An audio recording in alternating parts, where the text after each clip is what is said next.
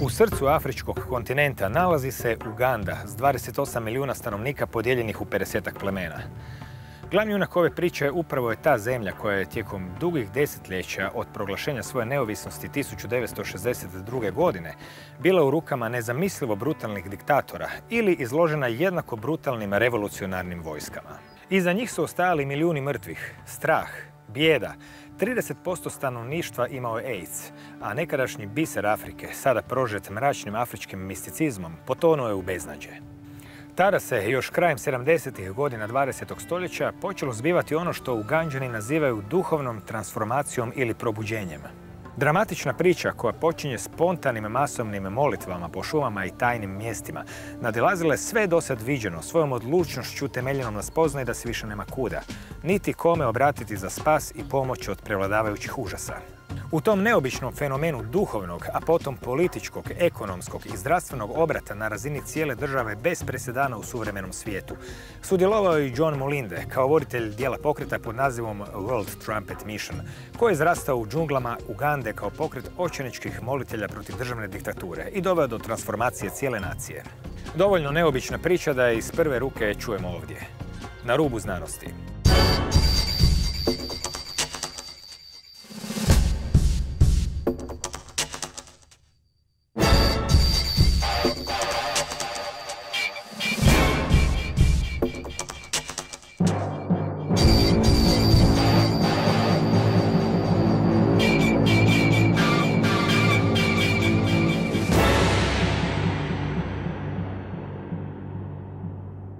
Dobro večer.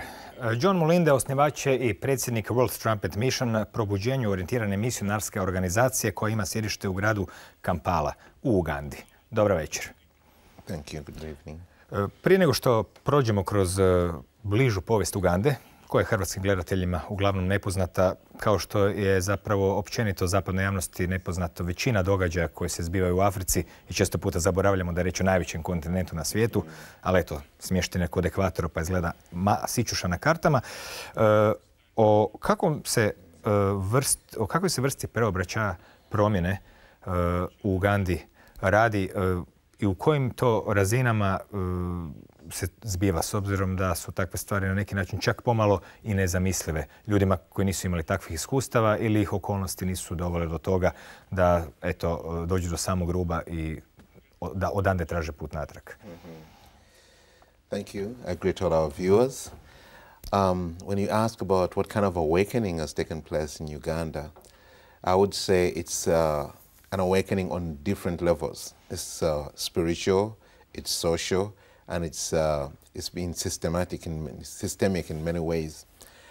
Uganda was a nation cast into darkness, as has been said, from the time of independence. Had dictators, we had all kinds of abuses of human rights and killings and all kinds of things. And many times we tried to find social solutions or diplomatic solutions or the kind of solutions that you'd expect in political, social, and other arenas. But all those failed us, especially when, during Idi Amin's time, all the countries that were supposed to be friends of Uganda closed their embassies and left. And suddenly we realized we had no friends left anymore. Uganda was under an embargo. We were at the mercy of a dictator who declared the nation an Islamic state and started killing off church leaders and all kinds. So people turned to God, not as a systematic way of dealing with things, but out of desperation. There was nowhere else to turn. So people turned to God in prayer. The government at that time of Idi Amin had banned all worship in churches. So people resorted to praying in their homes. But even that was stopped because they raided so many homes. In the end, people went into the jungles to pray. It started as nights of prayer, but some people ended up staying in the jungles for weeks or months. And most people believe that was the beginning of a turnaround, that God responded to prayer, that there was divine intervention and change began to happen in the country, not only spiritually for the church, but also in other areas, politically and socially. Ako bismo se vratili u 60. pa potom i 70. godine, kako je zapravo izgledala vladavina Idi Amina, koji je kao diktator, čuli smo, izgubio podršku svih drugih zemalja, ali to najčešće završava tako da u stvari stanovnici te zemlje ostanu bez pomoći, a diktatori se dalje drže. To je poznati uzorak. Kako je izgledala Uganda pod Idi Aminom i na koji način se može povezivati promjene sa tim masovnim molitvama po šumama? Uganda under Idi Amin was, first of all, Uganda at independence was one of the prosperous nations in Africa, and it was considered at par with countries at that time, like Malaysia, like South Korea at that time. And there was a lot of hope for the nation. But the nation was plunged into political chaos in 1966, disagreements politically, and then in 1971, Idi Amin took over power. Idi Amin was a soldier who was not highly educated, but had been raised through the ranks for some reasons, and was also Muslim. And he very soon lost the support of those who helped him get into power because he didn't want to do what they wanted. And in the misunderstandings, he decreed that all Asians of British origin and all other foreigners had to leave the country. That lost support for him. The Western support was cut off. Eventually, he turned to the Arabic nations and turned his crusade into an Islamic kind of holy war. So he started fighting against the church, burning the churches, killing churchmen and top national leaders. In the meantime, the economy was falling apart. Everything was falling apart. Factories were breaking down. Essential commodities were very scarce. We had to line up. I was still a very young child at that time. I was in my primary education. But we had to line up long queues just to buy a kilogram of sugar, a bar of soap, and things like that. Transport changed. We had to take on lorries for transport because taxis were no more because of fuel. Buses were very scarce. So everything just went very, very hard. And the most difficult part of it was the abuse of human rights. Anybody who appeared to be threatening the powers that were either politically or economically, they would be rounded out and taken away, and many times they were never seen again. So those who had the ability escaped into exile, and the rest of the people stayed in and just bore it out. It was a very difficult time.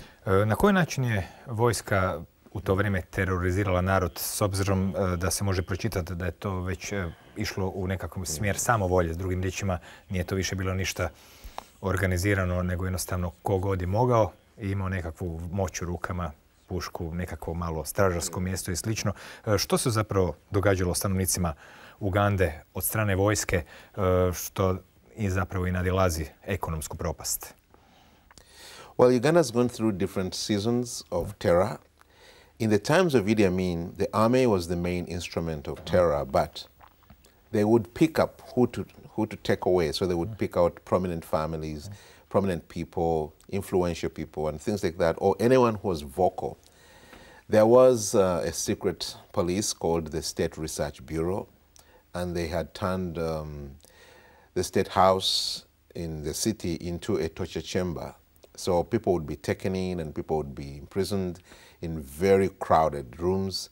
And every day they would pick out those who were to be taken for torture or for the death chambers. It's famous that many Ugandans lost their lives at the hands of the State Research Bureau. When Idi Amin was overthrown, a lot of records were found, either of those who had already been killed or those who were on the death row that were being prepared for either being arrested to be killed or they were already arrested but had not yet been killed. So the army was the instrument he used mainly. In the times of Idi Amin, he controlled the army.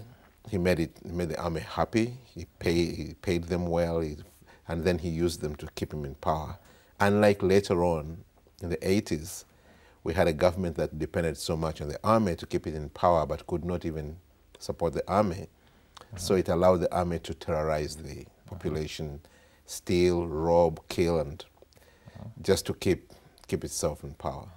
Negdje krajem 70-ih su počele u Ugandi molitve po šumama ili kasnije. I kako je to uopće u praksi izgledalo? Ljudi bi jednostavno spontano otišli. Kako je bilo stanje duha u tim, kod tih ljudi koji su tako jednostavno otišli u šumu i počeli masovne spontane molitve? Yeah. Uganda is a very spiritual and religious nation. So as these things were happening and people were under this heavy cloud of oppression, many people found comfort in God. So churches were filled up on, not only on Sunday, but on a daily basis. And all denominations had people turning to the Lord. In 1975, Idi Amin began to really push for Uganda to become an Islamic state. Islam was just like 3% of the population, but he wanted to turn the whole nation into an Islamic state. And he began to push for that. Anyone who converted from Christianity to Islam was given a lot of money, opportunities, businesses to start. But Christians were under intense persecution. Now, a time came when the government banned praying in churches. So the churches which were filling up almost every day, every evening for prayers, they were closed down. It was illegal to be found in a church. There were very few churches that were allowed to continue operating, and they were allowed only on Sunday morning. So that caused prayer to go into homes. People just wanted to turn to the Lord for comfort and for assurance. So many homes were turned into prayer homes. Many church leaders would go like riding a circuit on one home, another home, encouraging the people. But with time, the government began raiding these homes and arresting the leaders and taking them away, killing some of them. And so it was too dangerous to hold any prayers in the homes. And a few spiritual leaders began to go out into the jungles to pray. It started very small, but it grew in momentum. So many people would go in the night to go in the jungles to join and pray. And it was not the kind of prayer that was governed by denomination. You did not seek your denomination. You did not seek people who pray like you pray. You just go anywhere people are praying. You didn't pray according to a book or a certain pattern.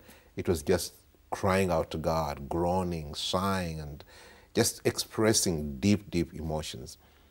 And I think that's where the people quote that at that time, prayer in Uganda developed from just an expression of desire or request to God to a groaning and travailing kind of prayer.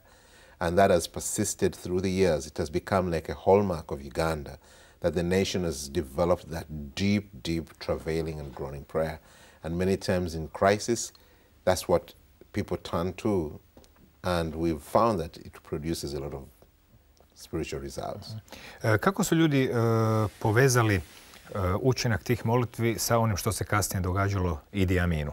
Drugim riječima, to se događalo, kao što ćemo tijekom emisije čuti, u više faza povijesti Ugande, no na koji način su oni osjetili, eto, to je rezultat očajničkih molitvi u šumama, a nije tek nekakvo poklapanje koje se dogodilo u povijesti?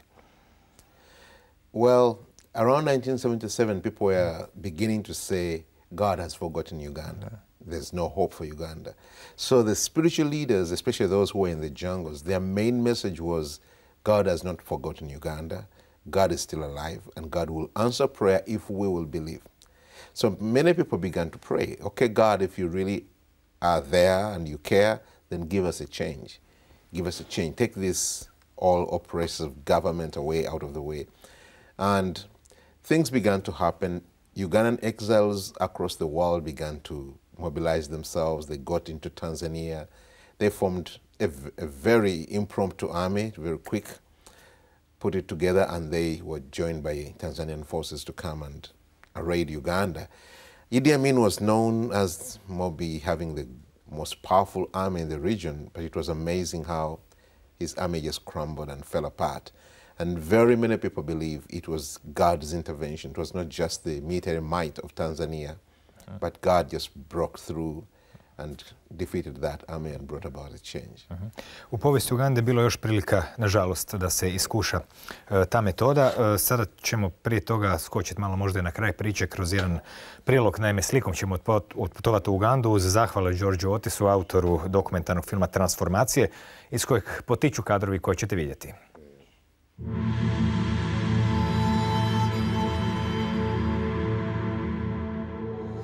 Duhovni preokret Ugande obuhvatio je čak i državne institucije, no takva promjena zemlje nije se dogodila preko noći.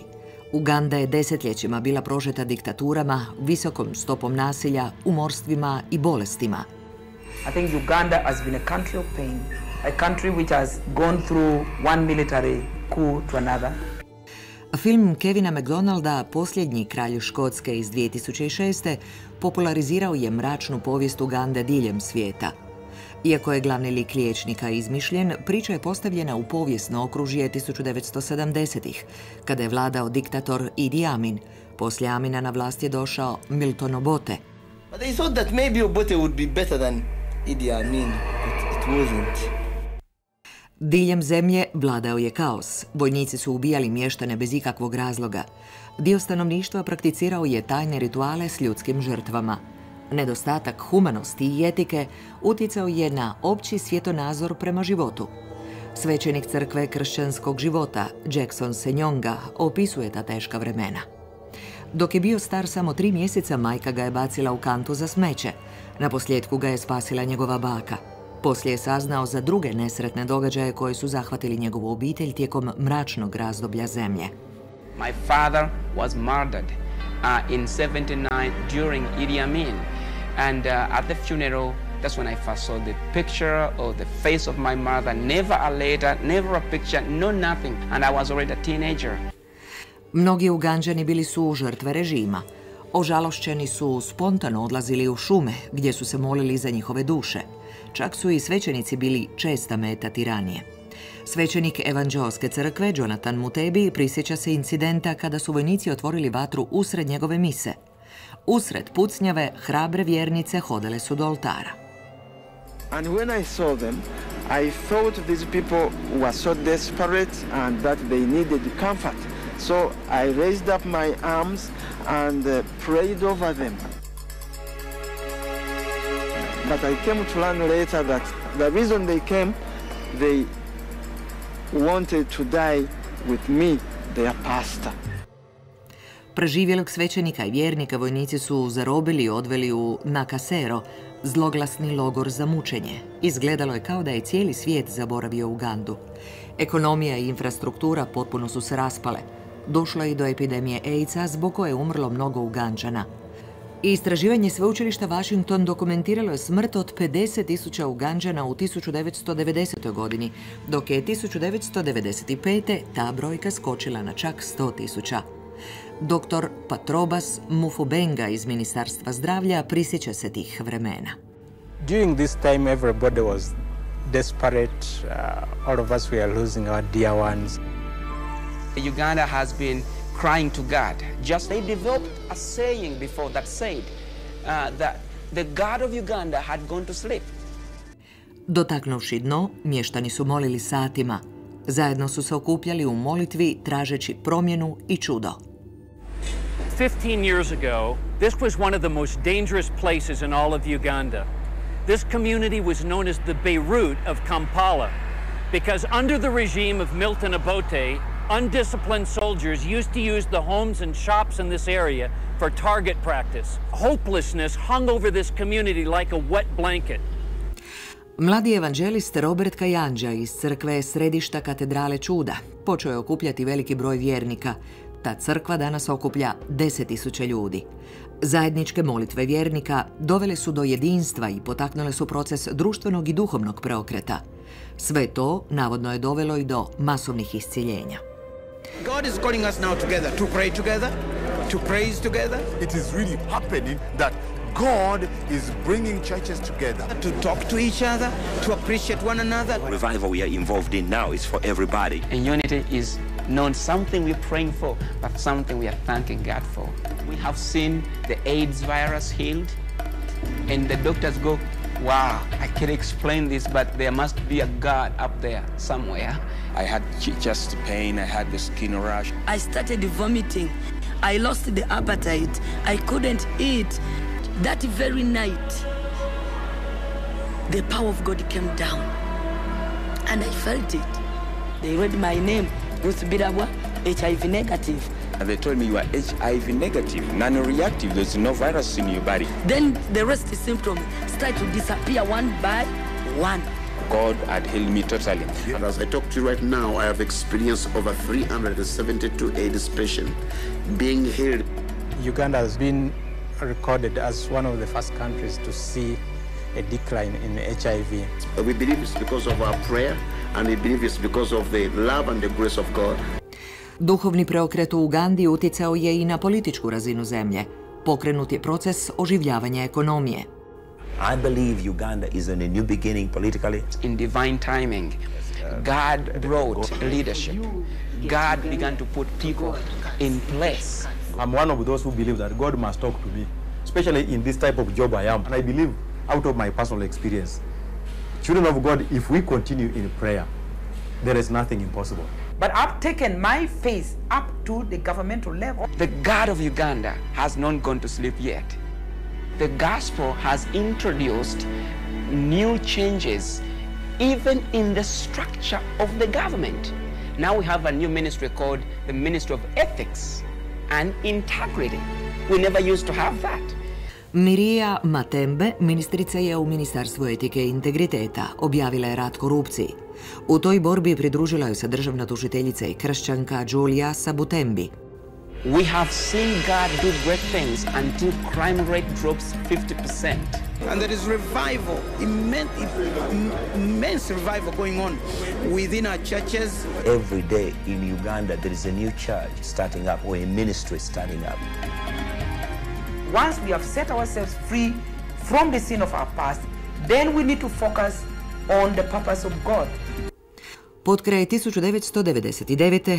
prva dama Ugande, Janet Museveni, pozvala je crkvene vođe na zajednički sastanak, gdje je predložila da se organizira veliko slavlje. Na tom događaju nacija se zahvalila Bogu za duhovni preokret zemlje. In Uganda, that was once used to be the pearl of Africa, was now about ready to shine again. It's amazing for people who lived at that time to see what's happening now. Life has come. It seems there's a new king reigning over the nation of Uganda. It really is a miracle. It wouldn't have been possible if it hadn't been for the Lord. We can only move the spirit by our prayer.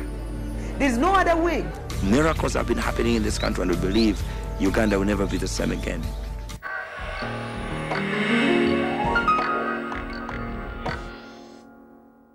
Sad smo nakratko odvrtili film unaprijed i vidjeli u kojem smislu na svim razinama vlasti i svakodnevnog života u Ugandi se doživljava duhovno preobraćenje i cijela ta prošlost izbrisana masovnim molitvama. No možemo se ipak još malo vratiti na 80. godine da vidimo kako sa ovim diktatorima nije bio kraj nevoljama.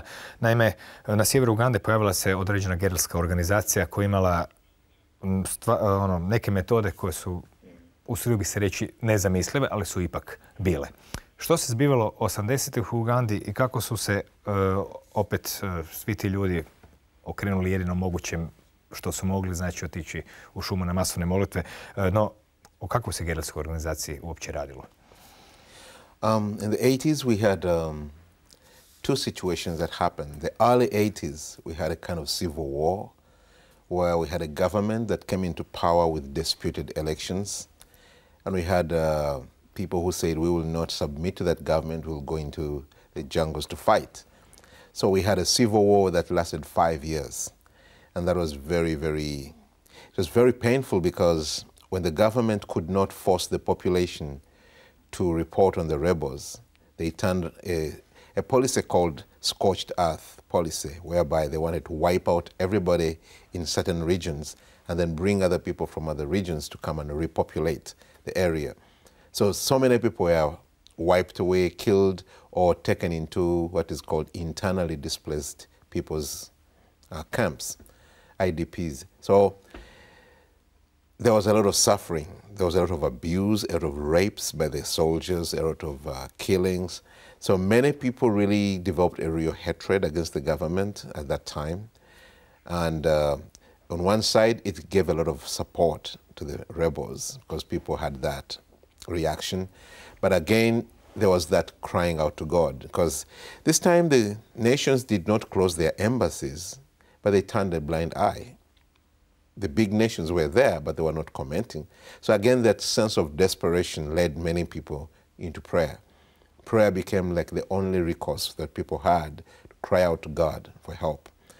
And it's believed by many people and confessed by even the rebels later who took power in 1986 that it was God's hand that enabled them to overcome the government army at that time and come into power. In 1986, when the fighting rebels became now the current government, there was a process of healing that began to come, a process of restoration of human rights, self-dignity, the healing of the economy. So the process of healing began. But at the same time, we had another fighting army, another rebel group now, which was fighting now the new government. And that was coming from the north of the nation. And they were basing everything, their powers and everything, on occultic powers. They believed, that started by a lady called Alice Lakwena. She was saying to her followers, no bullet can kill you if you have this power. But she was defeated, and it is credited in two ways, that the government fought her, but the churches also took up the fight in prayer. She was defeated, and then came another of her relatives called Joseph Kony.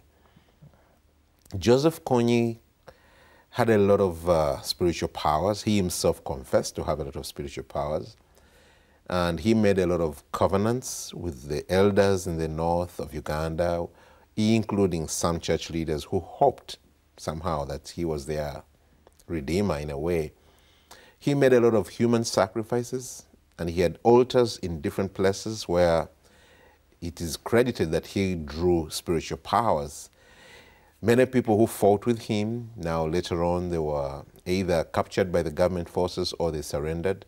They confessed that he had supernatural powers by which he would know when there is an ambush and avoid it, when the forces of the army, the government are coming to attack. So he was not only fighting a military army or war, he was fighting a spiritual kind of war. He had spiritual powers. And for 17 years, this went on. He killed, he maimed. He was not fighting directly against the government. He would attack the villages, burn the villages, kill the people, abduct women, young girls and young boys, turn the boys into killing machines, the girls into sex slaves. And this went on. Uganda got support. Je li točno da je Joseph Kony silio djecu da dobiju vlastite roditelje, a to je zapravo bila trauma koja ih je pretvarala u mlade mašine, ubojice? U stvari, reći o desecima tisuća djece koji su bili, znači, ako sam dobro shvatio, prisiljeni ubijati vlastite roditelje. Yeah. We have children, we have stories. I personally interviewed a young boy who was like 14, 15 years, and he said when he was 8 years, their home was raided. His dad was killed, and his two brothers with him were taken off with their mother. But at some point, they were told to kill their mother. And his elder brother said, no, I cannot do that. Then they told other boys to kill him, and they killed him. So then they told this boy of 8 years to kill his mother. And because he had witnessed the death of his brother, he could not refuse. So he took the knife they gave him and began to pierce his mother until he died. And that was his first murder. And he says since that time, he just did not think again. He did not think twice before killing. Eventually, killing became like part of his second nature. He managed to escape when he was 14 years and came back into the city, and he was taken by Christian organizations for rehabilitation. So there were so many that were forced into killing. Many boys were turned into killing machines. Girls were sex slaves. Vjerojatno i vojska Ugande imala psihičkih i psiholoških problema imajući u vidu da se zapravo bore protiv djece? It was very difficult because the army wanted to depend on the population to help them report on the rebels. But the population knew the rebels are fighting or keeping their children. So they would not report to the army because they wanted to preserve their children, hoping their children would escape. So it was a catch-22. There was no help. Kako se pojavila opet tu molitveni pokret u šumama? Je li on nikada nestao ili se samo u nekim kritičnim situacijama pojavljivao i pojačavao i kako se on odrazio na ovu vojsku Josefa Konija? I happened to be by that time, because in Idi Amin's time I was a child, but in the times of Joseph Kony, I was one of the spiritual leaders in the country. And I remember there was a time when we were just praying and crying to God, why is it we have prayed so much and there's no end to this war, there's no answer? And we felt led to call the nation to 30 days of fasting. So we mobilized churches of all denominations and backgrounds and called a national fast. And during that time, things began to happen. Soldiers in the army talked about receiving supernatural dreams from the Lord, saying they will not win the war militarily, they have to humble and pray. And as we were praying, we sent a team to the north of Uganda just to mobilize prayer. And during that time, they began to receive what they believed were messages from the Lord, that there were unholy covenants which were made between the rebels and the elders. That is what empowered the rebels to continue the war. The churches in the north could not effectively pray change because in the beginning of the rebellion, they made a covenant with the rebel leader. So their prayers were considered rendered powerless. And at that time, we had a leading from the Lord that we needed to bring repentance to God, break those unholy covenants, and then go into the battlefields and break those altars which the rebels were using to draw spiritual powers. Now, the first two we could do by sending a team to go in and mobilize the people. The third we could not do because it was beyond our ability to go in the battlefield.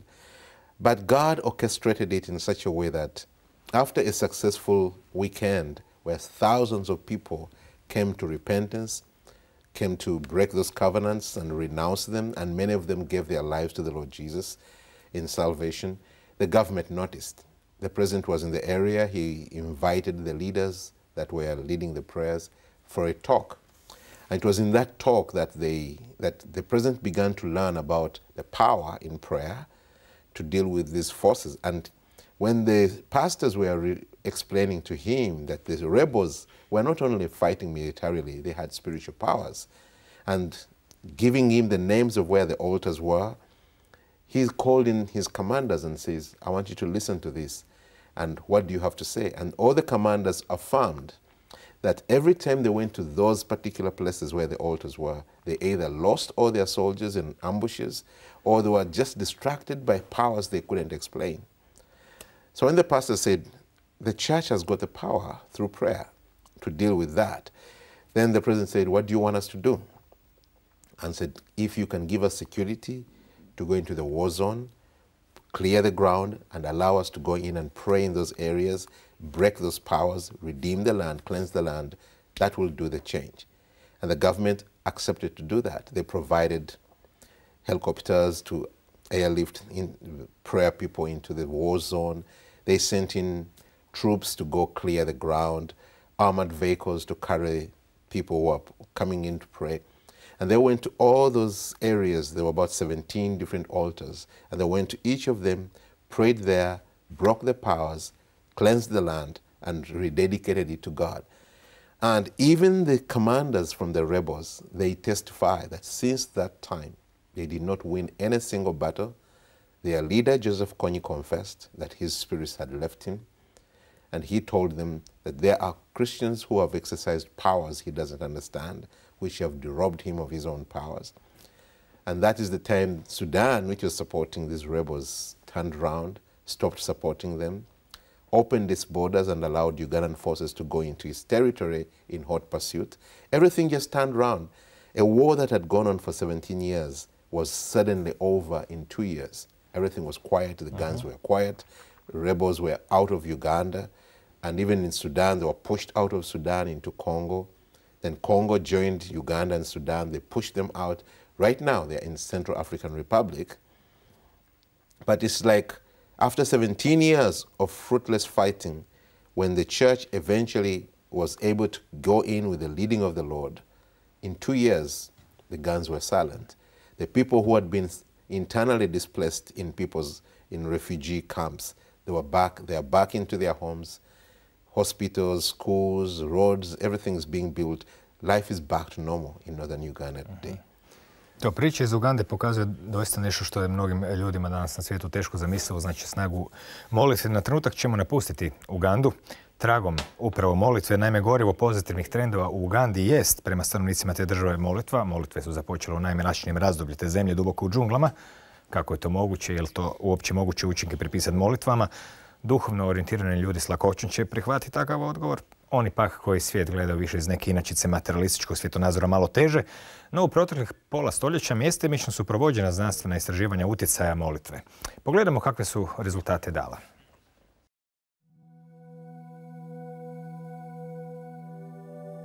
Engleski izraz spindrift označava mlaz vode i pjene iznad valova koji uzrokuje nasilan vjetar. Otac i sin, Bruce i John Mullinde, upravo su tako nazvali svoj dugogodišnji istraživački projekt. Njihova želja bila je da taj naziv sugerira promjenu znanstvene paradigme. Bili su članovi crkvenog pokreta kršćanske znanosti, čiji praktikanti rabe molitvu u cilju iscijeljenja. Godine 1969. počeli su s istraživanjima učinka molitve na ljude, objekte i događaje. Istraživač Bill Sweet iz Mount Prospecta u Illinoisu bio je predsjednik Spindrifta 4 godine. U knjizi A Journey into Prayer, putovanje kroz molitvu, dokumentirao je povijest istraživačke organizacije. Bruce Klingbeil and John Klingbeil. They were trying to find ways to combine religion and science. So they set up a laboratory that they called the Spindrift Laboratory. The Klingbeils had their laboratory in Schaumburg, Illinois. And then we had a second laboratory, too, where people could go to pray for the experiments. They brought people in from various religions and had them pray for a situation that could be monitored. They would have plants, and they wanted to see how people's prayers benefited or not the plant systems. Većina pokusa provedena je između 1969. i 1993. godine. Biljke su bile izložene ekstremnim uvjetima, primjerice rasle su u uvjetima visoke temperature. Ispitanici su ih molitvom pokušavali dovesti u koherenciju kako bi i normalno rasle. Mjerenja su pokazala da postoji skupina ispitanika čije su misli dovele do vidljivih promjena u rastu biljaka. Neke su promjene bile pozitivne, dok su druge bile negativne. Tako su definirane dvije kategorije molitvi. Goal-directed prayer. This is the prayer where you push things around. You have a goal and you shoot for it. A lot of people pray this way. It's when you ask for something.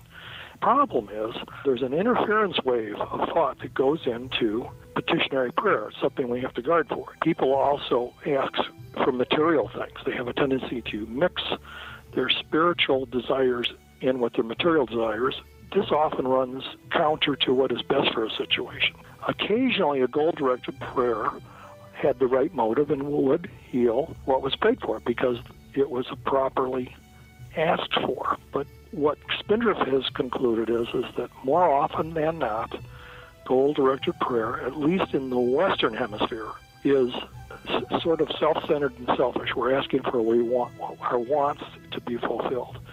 Druga vrsta molitve nije usmjerena na eksplicitan cilj. U tim pokusima zabilježeni su najbolji rezultati iscijeljenja biljaka. Pojedinac općenito moli za ono što je najbolje za subjekt, gdje ne mora objektivno znati kako uistinu izgleda najbolji ishod. There is a great big difference between praying for what you want and what God or the divine mind has in store for you. There's a difference between what you want and what is needed. Non-goal-directed prayer. This is the one that really got the spiritual results. You were open to what was needed in the situation. It averts the human ego, our human desires, and suppresses them long enough so that a spiritual flow of right ideas flows through the consciousness of the person praying. Kritičari kao glavnu primjedbu ovih istraživanja ističu da se ne rabi pristup dvostruko slijepih pokusa. Riječ je o metodologiji gdje niti ispitanik, niti istraživačka skupina ne smiju znati što je objekt istraživanja. Bill ističe da sama priroda fenomena zahtjeva da ispitanik mora biti svjestan za koga se moli, budući da tako usmjerava svoje misli. For some reason that baffles me to this day, that does not bode well with the scientific community. Now, I'd like to know how in the world, if a person is either looking directly at something that they're not touching, how that does not make it a scientific test. I just think it's a closed-minded position that the scientific community takes. Prayer isn't working the same way as testing drugs. Clean Bibles did do something good. They did print a lot of their research in scientific form in a book called the Spindrift Papers. 396 pages on the scientific experiments, and it has all the data in there, a lot of the data scientifically laid out. Istraživači iz Spindrifta nisu jedina skupina koja je provodila istraživanja molitve. Primjerice, psihijatrica iz Kalifornije Elizabeth Arg okupila je kršćanske iscijelitelje i indijanske šamane, koji su se u kontroliranim pokusima molili za oboljele od AIDS-a. Nakon višemjesečnog trajanja programa i nakon što su te pacijente usporedili s drugom grupom ljudi oboljelih od AIDS-a koji su također bili pod kontrolom, utvrđeno je da su se oni pacijenti za koje su se ti iscijelitelji molili polagano oporavljali. Pacijentima je bilo bolje u svakom pogledu, no zdravstveno stanje onih pacijenata za koje se iscijelitelji nisu molili sve se više pogoršavalo. Ti su ih rezultati toliko oduševili da su dodatno pooštrili protokol. Ponovili su cijeli postupak. Otkrili su da je molitva bez ikakve sumnje u velikoj mjeri utjecala na zdravstveno stanje pacijenata. Istraživači iz Spindrifta neprestano su nailazili na agresivne kritike iz kršćanskih i znanstvenih krugova. Zbog tragične sudbine Brucea i Johna Mullindea, cijeli projekt na posljedku je došao do kraja.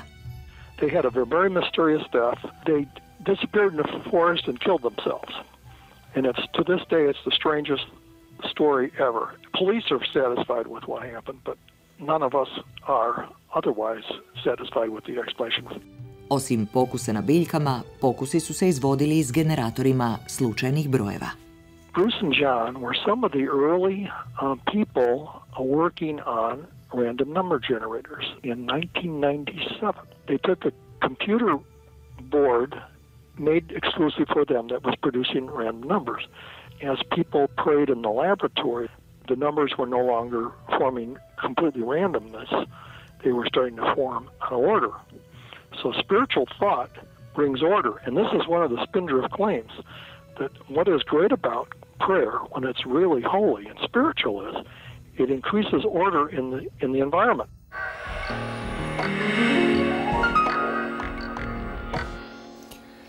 Ovaj prilog pokazao nam je da je bilo pokušaja i da se kod molitve nešto zbiva. Naravno, ljudima koji žive u Ugandi takvi eksperimenti nisu potrebni s obzirom da je bez presedana u svijetu cijela država postala jedan veliki eksperiment silom prilika.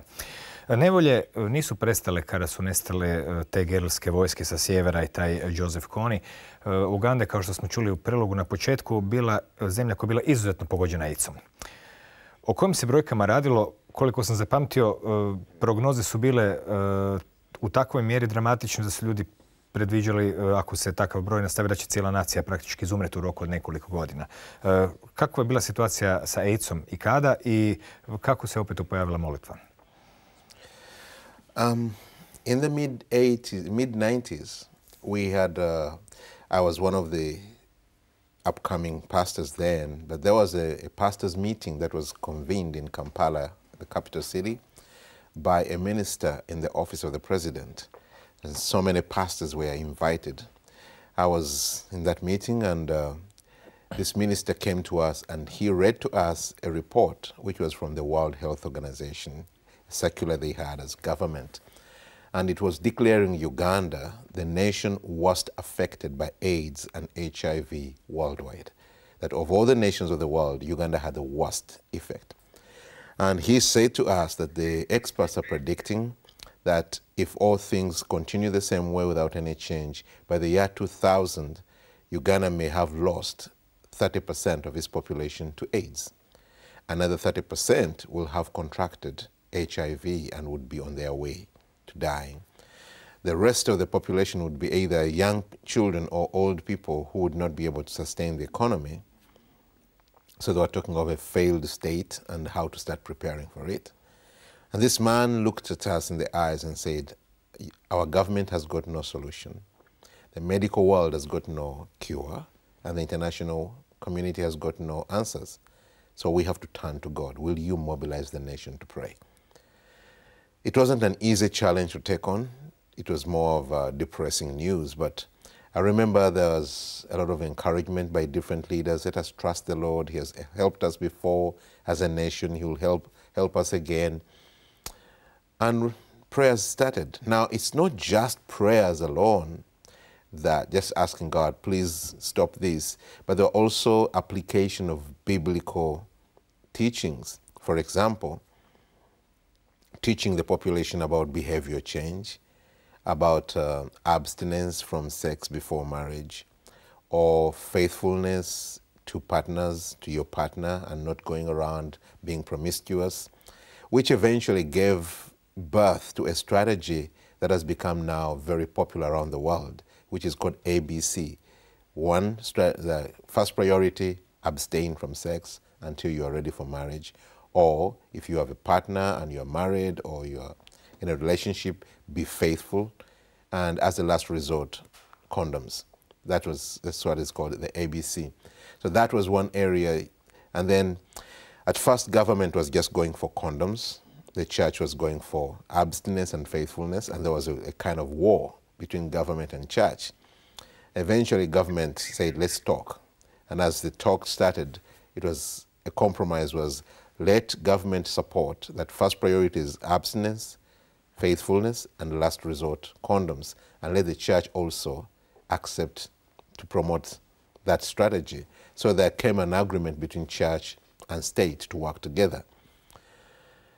At that time, the prevalence levels of AIDS in Uganda were 36%, which experts say it means for every 100 people who would engage in a sexual act on any particular day, 36 would contract HIV. But in a period of less than 10 years, that turned around from 36% to 6%. A recent research that was conducted in universities indicated that university students have even lower prevalence levels than the national average, going as far down as 3%.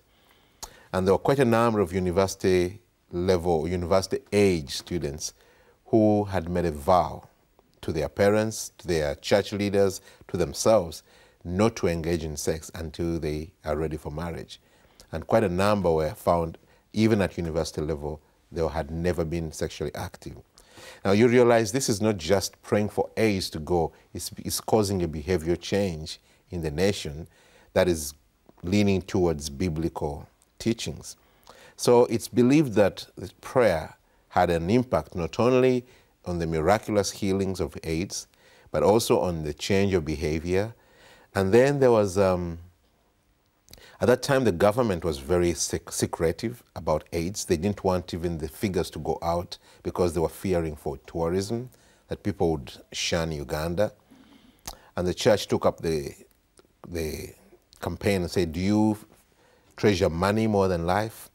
And there was some contention for some time, but in the end, the government said, okay, if we are going to go open, let's go 100% open.